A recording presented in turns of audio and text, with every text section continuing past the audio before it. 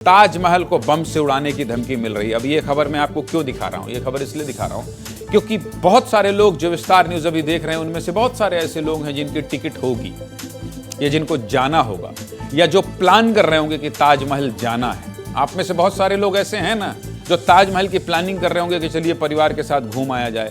कुछ लोगों का परिवार दिल्ली के, आगरा के या तो फिर यूपी के, मथुरा के आसपास रह रहा होगा, तो सोच रहे होंगे कि इधर से हम प्लानिंग कर लेते हैं, उधर से आप आ जाओ। ऐसी प्लानिंग होती रहती है। ताजमहल घूमने की जगह हर कोई जाता है, लेकिन इन दिनों धमकी की खबर बहुत आ रही है। कभी फ्लाइट को बम से उड़ाने की धमकी, कभी किसी सेलिब्रिटी को जान से मारने की धमकी। एक दिन आपको केवल धमकी से होने वाले नुकसान पर आपसे विस्तार से बात की थी, पूरी खबर आपको बताई थी, और आज धमकी का नया मामला सामने आया है।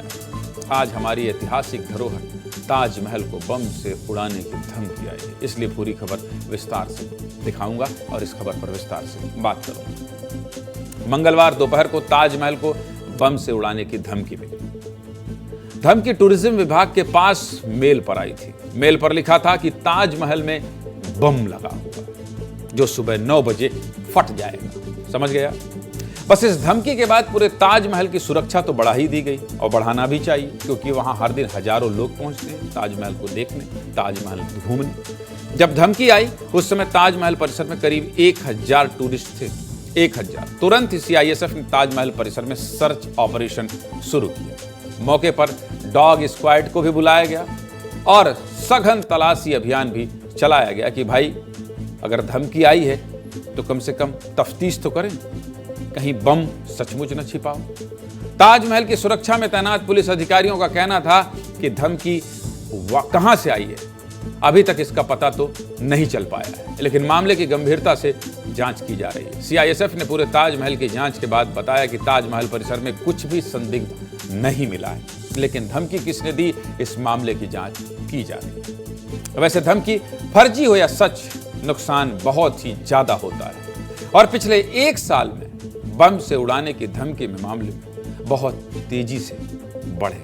फिर चाहे वो फ्लाइट को बम से उड़ाने का मामला हो या किसी इमारत को। पिछले 1 साल में कितनी धमकी दी गई है देखिए और समझिए। धमकी की संख्या देखिए। बिजनेस स्टैंडर्ड की रिपोर्ट के मुताबिक अगस्त 2022 से इस साल नवंबर तक केवल बम से उड़ाने का 1143 मामला सामने आया है। 1143 धमकी, जिसमें केवल साल 2024 की बात की जाए तो इस साल करीब 1000 बम थ्रेट आए हैं। 1000 बम थ्रेट आए।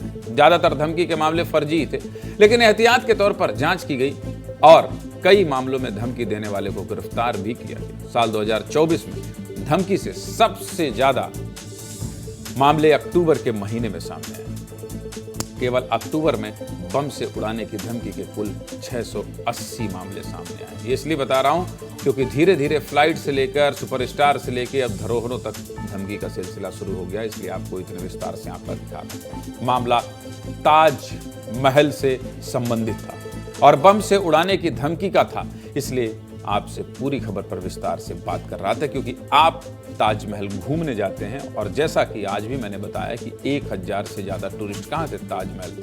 उसमें न जाने कितने लोग मध्य प्रदेश, छत्तीसगढ़ के भाई बहन होंगे, देश के भी कहीं के भी होंगे। उनको सावधान करना जरूरी था। जो जाने वाले हैं उनको भी सावधान करना जरूरी था, और जो वहां पहुंचे हैं उनको भी सावधान करना जरूरी था।